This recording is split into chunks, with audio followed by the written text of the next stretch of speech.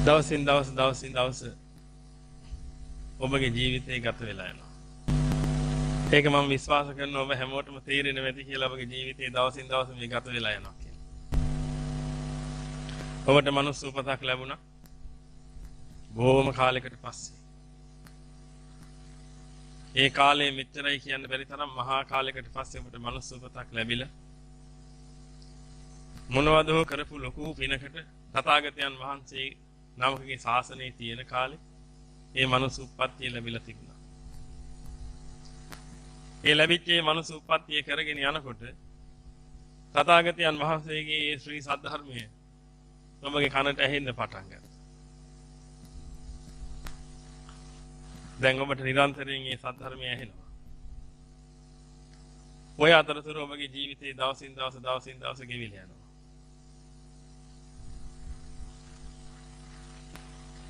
ඔබගේ කල්පනාව මොකක්ද? මේකත් එදා වගේම ගෙවලා ඉවර කළා දාමුද?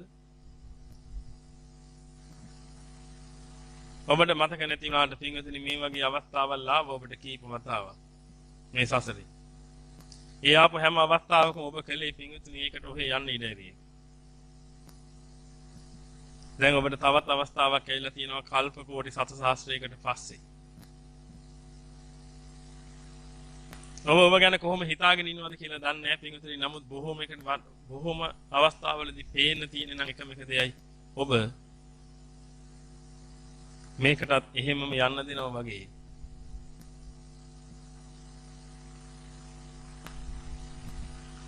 මේ අවස්ථාවත් ඔහොමම ගියොත් එහෙම පින්වතුනි ඔබට හිතා ගන්න බැරි වෙනවා ඊළඟට මොකද වෙන්නේ කියලා. ඒකයි හැම දේශනාවකම ඔබට අවවාද කරන්නේ පුළුවන් තරම් ඉක්මනින් මේක කරගන්න උත්සාහ කරන්න කියලා. අදුම තරමේ සෝතාපන්න ඵලයට හරිපත් වෙන්න උත්සාහ කරන්න කියලා. මොකද හේතුව මේ අවස්ථාව පින්වතුනි ආපහු එන්නේ නැහැ ඔබගේ ජීවිතේට. මේ බොහෝ කාලයකට පස්සේ ආපු අවස්ථාවක්. ඒක ඔබට නිරන්තරයෙන් ඔබ මතක් කරගත්තේ නැත්නම් පින්වතුනි ඔබට මේක සාමාන්‍ය දෙයක් බවට පත් වෙනවා. මොකද හේතුව ඔබ සියලු දෙනාම බොහොම කාර්යබහුල පින්වත් පිරිස්. මේ ජීවිත ගත කරන පිරිසක් කියලා කියන්නේ සාමාන්‍යයෙන් ගොඩාක් කාර්යබහුල අය. ඒ කාර්යබහුලත්වය නිසා ඔබට තියෙනවා ජීවිතේ වල්කීම් යුතුකම් ප්‍රමාණයක් ඉෂ්ට කරන්න. ඔබ ගොඩාක් කාර්යබහුලයි මේ වල්කීම් යුතුකම් ඉෂ්ට කිරීම උදෙසා. ඔබ උදේ ඉඳලා රැය වෙනකම් මහන්සිලා පින්වතුනි ඔබට තියෙන වල්කීම් යුතුකම් ඉෂ්ට කරනවා. ඒ අතින් ඔබ හරි ශ්‍රේෂ්ඨ කෙනෙක්. නමුත් ප්‍රශ්නේ තියෙන්නේ පින්වතුනි ඔය වල්කීම් යුතුකම් ඉෂ්ට කිරීම කරගෙන යනකොට ඔබට අමතක වෙච්ච තව වල්කීමක් යුතුකමක් තියෙනවා. ඒක මතක් කරලා දෙන්න ඕනේ අපි කොහොම හරි. ඒක අපි හැමතිස්සෙම මතක් කරගන්න ඕනේ කොහොම හරි ඔබට අමතක වෙච්ච වල්කීම යුතුකම. අමතක වෙච්ච වල්කීම යුතුකම තමයි පින්වතුනි ඔබ මේ සසරෙන් එතර වෙන්න ඕනේ කියලා කියන එක. ඔය වල්කීම යුතුකම ඔබට අමතක වෙලා යයිදෝ කියලා අපිට බයක් තියෙනවා හිතේ. මොකද ඔබට ඒක අමතක වෙලා ගියොත් ඔබ නැවත වතාවක් මේ කුණු සසරට එකතු වෙනවා. මේ සසරේ තියෙන සැබෑ තත්ත්වය මෙනෙහි කරන්නේ නැති කිසිම කෙනෙකුට පින්වතුනි මේ සසරෙන් එතර වෙන්න හම්බ වෙන්නේ නැහැ. මේ සසරේ තියෙන සැබෑ තත්ත්වය ඔබ අනිවාර්යයෙන්ම තේරුම් ගන්න ඕනේ පින්වතුනි. නැතුව ඔබට මේකෙන් ගොඩ යන්න හම්බ වෙන්නේ නැහැ. ගොඩාක් වෙලාවට ඔබට හිතෙනවා ඇති මේ සසර කියන්නේ හරි සුන්දර තැනක් කියලා. ඔබ ඒක සුන්දර කරගන්න උත්සාහ කරනවා හැමතිස්සෙම. ඔබ ඒක සුන්දර කරගන්න උත්සාහ කරන හැම වෙලාවකම පින්වතුනි ඔබට ආපහු හම්බුනේ ගින්නක්ම කියලා ඔබට තාම අවබෝධ නැතුව ඇති. මේවා අපි එකින් එක තේරුම් ගන්න ඕනේ. තථාගතයන් වහන්සේගේ ධර්මයේ තුලින් පින්වතුනි අපිට මේ සසරේ තියෙන යථාර්ථවත් ස්වභාවය අඳුනගත්ත හැකි. මම ඔබට කියන්නේ නැහැ සසර ගිනි කියලා. මේ සසර ගිනි මෙතනින් අයින් වෙලා කියලා මට කියන්න බෑ ඔබට. මට කරන්න දෙන්න පුළුවන් එකම දේ තමයි පින්වතුනි ඔබට මේකේ ගිනි ස්වභාවය පෙන්눔 කරලා දෙන්න පුළුවන්. ඒ ගිනි ස්වභාවය ඔබට පෙන්눔 කළාට පස්සේ ඔබට හිතෙනවා නම් ගිනි තමයි අයින් වෙන්න ඕනේ කියලා අන්න එදාට ඔබ මේ තීරණය ගන්නී. දැන් මම මේ ටික කියනකොට ඔබට හිතේ ඉතින් හාමුදුරනේ අපිත් බණ අහනවනේ. අපි බණ අහලා ඉතින් අපි කියන වෙලාවටත් බණ පොඩ්ඩක් අහනවා. ඩ්‍රයිව් කරන වෙලාවටත් බණ පොඩ්ඩක් අහනවනේ හාමුදුරනේ.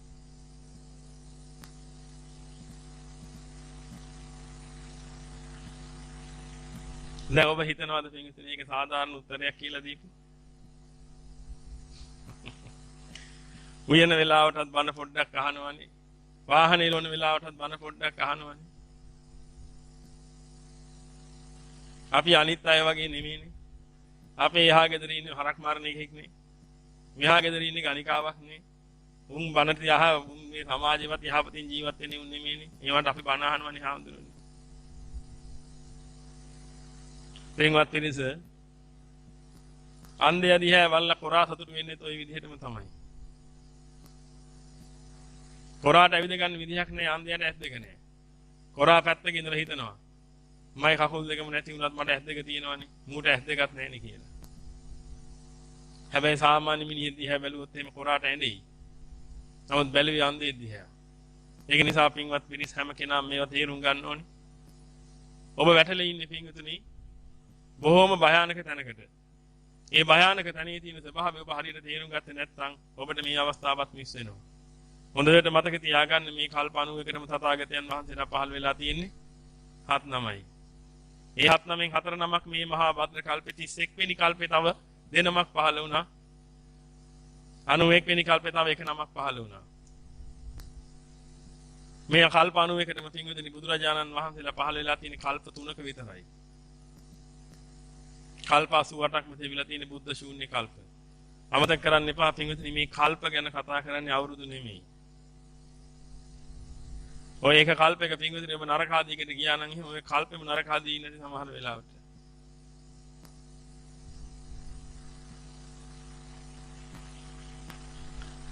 ලේසි පහසු දෙයක් නෙමෙයි. ඒකයි ඔබට මේ තේරුම් කරලා දෙන්න පින්වතුනි මොකද හේතුව ඔබට වැඩි වැරදුනාට පස්සේ මේවා තේරුම් කරන්න බෑ. එතකොට ඔබට වැඩි වැරදිලා ඉවරයි. වැඩි වලින් පුළුවන් මේක නැත්තම් පින්වතුනි මේ බණ කියලා වැඩක් නැහැනේ. ඔබ මේක අරගෙන මේක වඩන්නේ නැත්තම් පින්වතුනි මෙතන ඇවිල්ලා චතුරාර්ය සත්‍ය මේ මුළු ත්‍රිපිටකයම කියලා ගියත් වැඩක් නැහැනේ පින්වතුනි. අවශ්‍යතාවයේ තියෙන මේ දහම අරගෙන ඉවරලා කොහොම හරි මේ දහමින් ගොඩ යන එක. මේ සසර ගමන නිමා කරගන්න එක. ඒකට පින්වතුනි ඔබ ඔය කරන ප්‍රමාණය මදි. ඔබ ආසයි නිවන් දකින්න මම දන්නවා. නිවන් දකින්න ආස වුණා කියලා නිවන් යන්න බෑනේ පින්වතුනි. කැමති ලෙස පවත්වන්න පුළුවන් එකක් මේ ලෝකේ නෑනේ. නිවන සාක්ෂාත් කරගන්න නම් ඔබෙන් විය යුතු ලොකු වැඩ පිළිවෙලක් තියෙනවා. ඔබ ඒ ටික කළේ නැත්නම් පින්වතුනි ඔබට මේ ගමන යන්න වෙන්නේ නෑ. ඒ කියන්නේ මේ කෝච්චියක් ගියාට පස්සේ පින්වතුනි තව කෝච්චියක් එනකන් ඔබට බලන් ඉන්න වෙන හොඳට මතක තියාගන්න. මේ කෝච්චියක් ගියා කියන්නේ මේ කෝච්චිය අන්තිම පෙට්ටිය යන්නේ මේ. මුලින් කෝච්චිය හොඳට ගිය කාලයක් තිබුණා. දැන් මේ අන්තිම පෙට්ටිය යන කාලේ. අමාරුවෙන් හරි කෝච්චියට නැගගත්තේ නැත්නම් ඔබ හැම කෙනාටම මහා විපතක් වෙනවා. ඔබ හැම කෙනාම හරි වාසනාවක් ඒකම හේතුව පින්විත තාම මලේ නැති නිසා. ඔබ මරුණා නම් අපිට ඔබ ගැන කතා කරලා වැඩක් නැහැ එතනින් එහාට. ඔබට ගොඩාක් වකීම් යුතුයකම් තියෙන ඔබගේ ජීවිතේ ඔබ කරගෙන යන. ඒ වකීම් යුතුයකම් කරනකොට පින්විතනේ ඔබට අමතක වෙනවා ඔබ කවුද කියලා. ඔබ හිතාගෙන ඉන්නවා පින්විතනේ ඔබ තාත්තයි ඔබමයි කියලා. ඔබ හිතාගෙන ඉන්නවා ඔබ දොස්තර මහත්තයයි ඔබ ඉංජිනේරු මහත්තයයි ඔබ පොලිස් නිලධාරී මහත්තයයි කියලා. ඔබ හිතාගෙන ඉන්නවා පින්විතනේ ඔබ මැරුණොත් එහෙම මේ මුළු ලෝකෙම ඉවරයි කියලා. ඔබට හිතෙන්නේ නැද්ද පින්විතනේ ඔක්කොම ඔබ හිතේ මනස්ගත කියලා?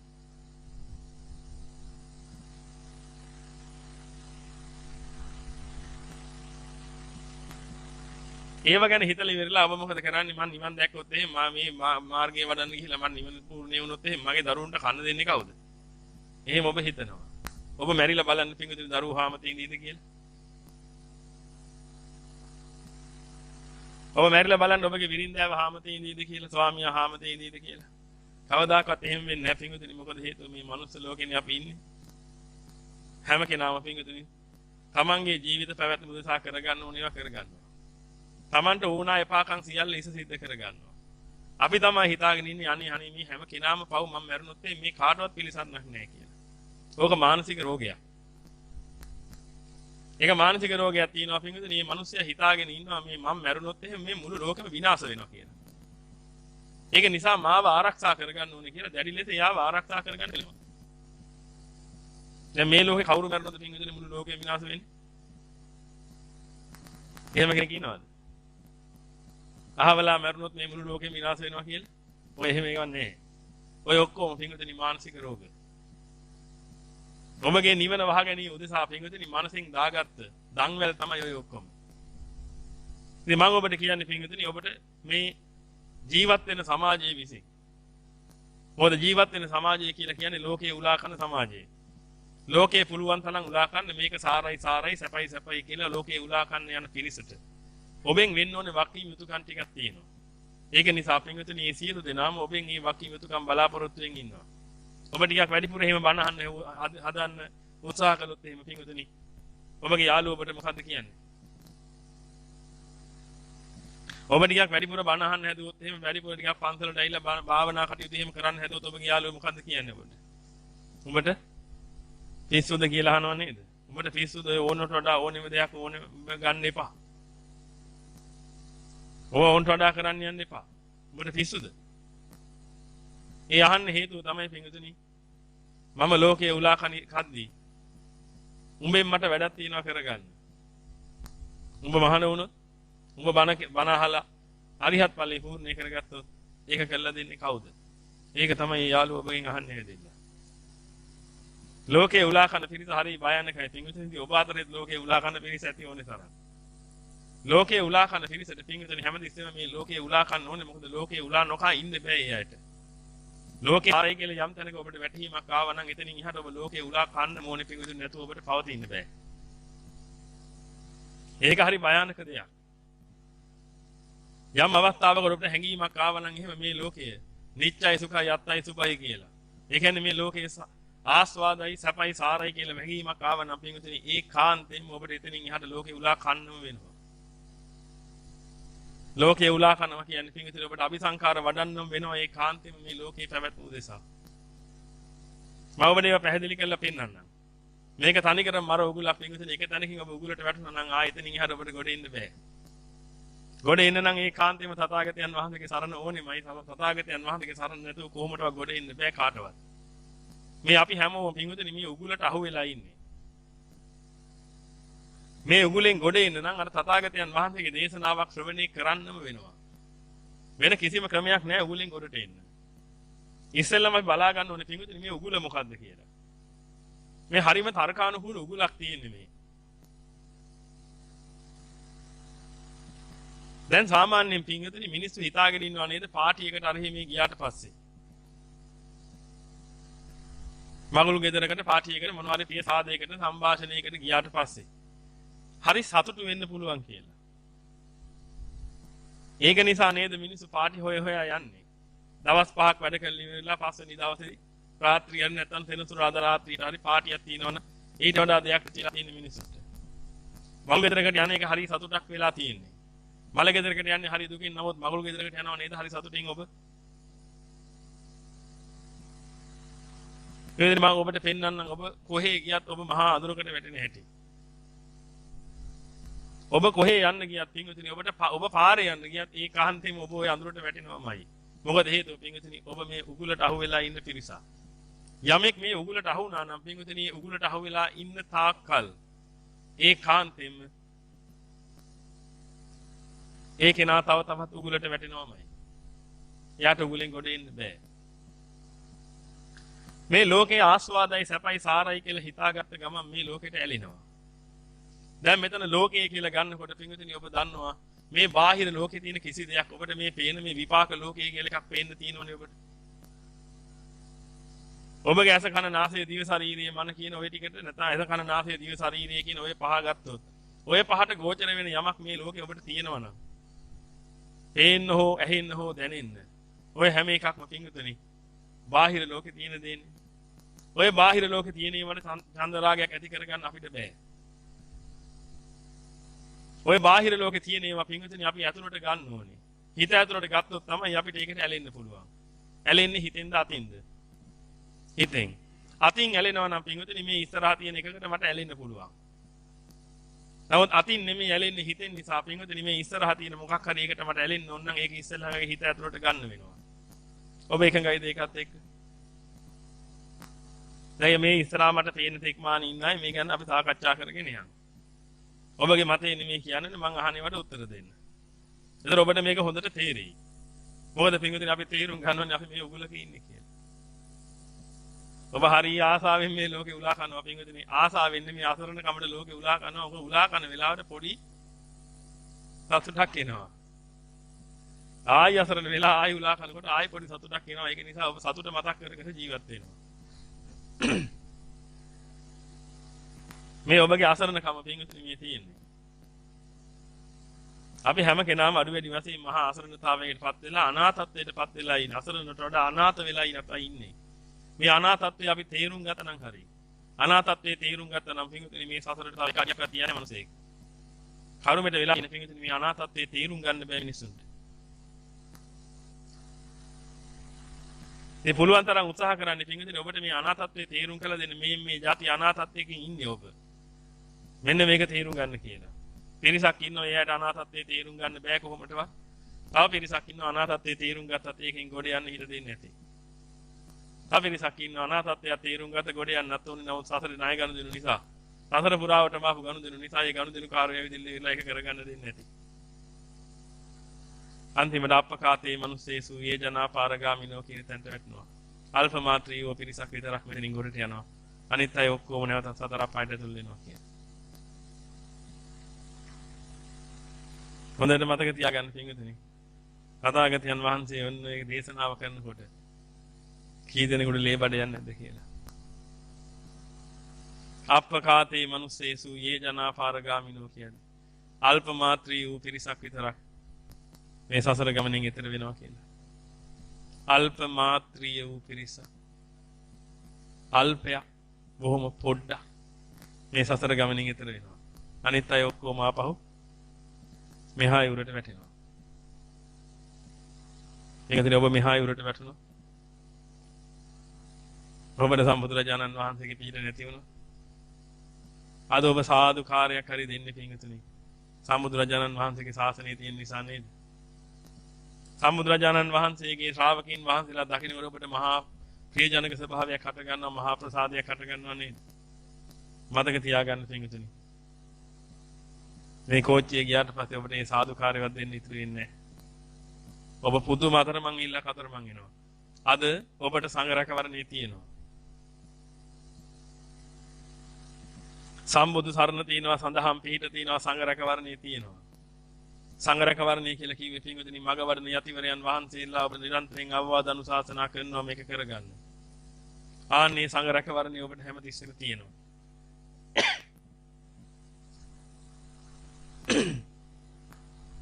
නමුත් පින්වතුනි යම් අවස්ථාවක් ඒ ඔබගේ ජීවිතේ ඔබට මේ අවස්ථාව මිස් වුණා. සම්බුදු සරණත් නැහැ, සඳහම් පිහිටත් නැහැ, සංඝ රැකවරණත් නැහැ. අන්නේදාට ඔබගේ අම්මා තාත්තා ඥාතිවරු ඔක්කොම පිරිවරාගෙන ඔබ හිටියත් ඔබ පුදුමාකාර අනාථ විල්ලක් අනාථ වෙනවා. පුදුමාකාර අතරමං විල්ලක් අතරමං වෙනවා. ඒක නොවෙන්නයි පින්වතුනි මම ඔබට මේ ටික කියන්නේ. පුළුවන් නම් ගොඩ දාගන්න.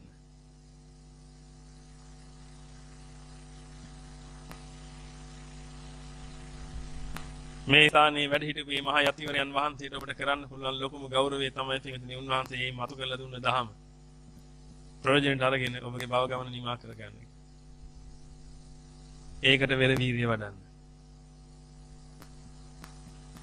ඒ ගරුත්වය දෙන්න උන්වහන්සේට.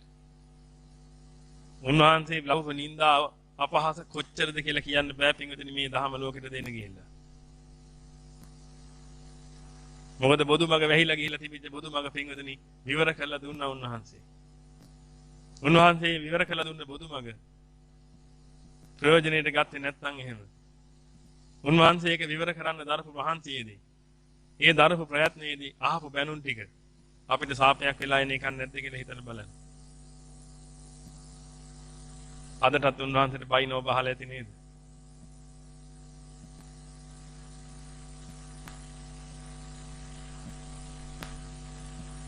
අසත්පුරුෂ ලෝක සත්‍යය අදටත් උන්වහන්සේට බයිනවා.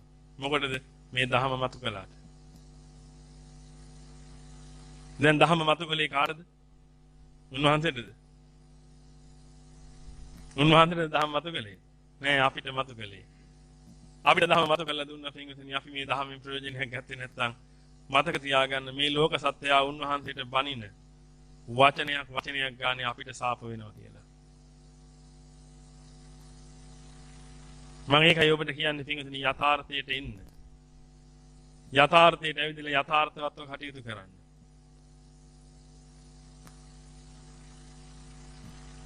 සියලුම දෙනා උත්සාහ කරන්න වීරය කරන්න කොහොම හරි මඟ වඩන්න. මේ ඔබ මේ ස්ථාන වලට රැස් වෙලා මේ කරන සියලුම පින් උපනිශ්‍රේ වෙලා එන්න.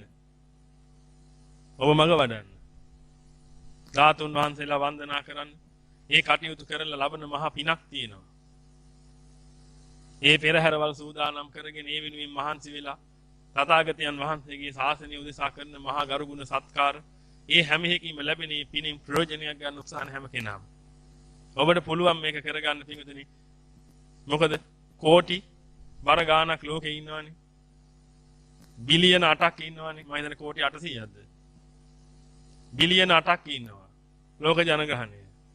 ලංකාවෙම ඉන්නේ කෝටි 2යි නේද? ලංකාවෙම ඉන්නේ කෝටි 2යි. එතකොට කෝටි 800ක් මිනිස්සු ඉන්නවා. ලංකාවේ ඉන්නේ කෝටි 2යි.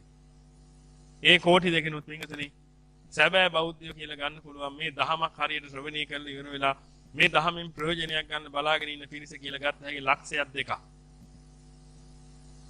ඔබ උත්සාහ කරන්න පින්විතනි ලක්ෂ දෙක අතරට එන්න. අප්පකාතේ මනුස්සේසු කියන තැනට පින්විතනි ලක්ෂ දෙකක්වත් ඇති. ඇයි කෝටි 800ක් ඉන්නවනේ ඔක්කොම. මනුස්ස වශයෙන් ඉපදිලා පේන්නේ ඉන්නවනේ. මනුස්සත්වයේ ලැබුවනාම ගන්ධබ්බ අවදියේ ඉන්න පිරිස් අනන්ත අප්‍රමාණ ප්‍රමාණයක් ඉන්නවනේ.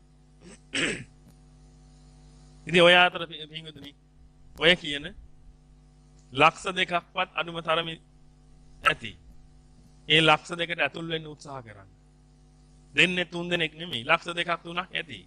මේක ගොඩ දා ගන්න පිරිස. ඒ කියන්නේ සෝතාපන්න, සකදාගාමි, අනාගාමි, අරිහත් කියන ඔය 4 ඵල ලබා ගන්න පුළුවන් පිරිස අඩුම තරමේ ලක්ෂ දෙකක්වත් ඇති මේ අවුරුදු 600ට.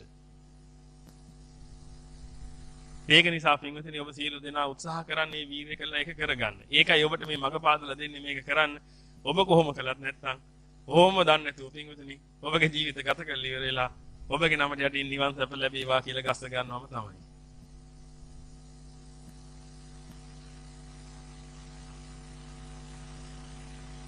ඔබගේ නම යටින් නිවන් සැප ලැබේවා කියලා ගස්ස ගත්ත ගමන් පින්වතුනි ඔබ ඉවරයි කියලා මතක තියාගන්න. ඇයි ඔබ නිවන් සැප ලැබලා නෙමෙයි යන්නේ. නිවන් සැප ලබන්න යන්නේ ගිහිල්ලා. ඒකට ගොඩ කාලයක් යයි.